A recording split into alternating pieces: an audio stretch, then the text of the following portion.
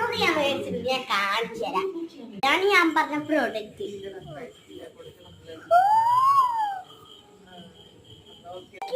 എന്താ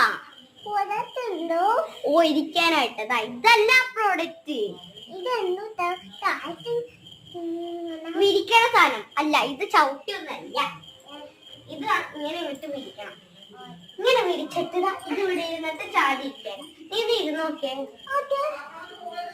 അപ്പൊ എല്ലാരും മേടിക്കണം കേട്ടോ. അപ്പൊ എല്ലാവർക്കും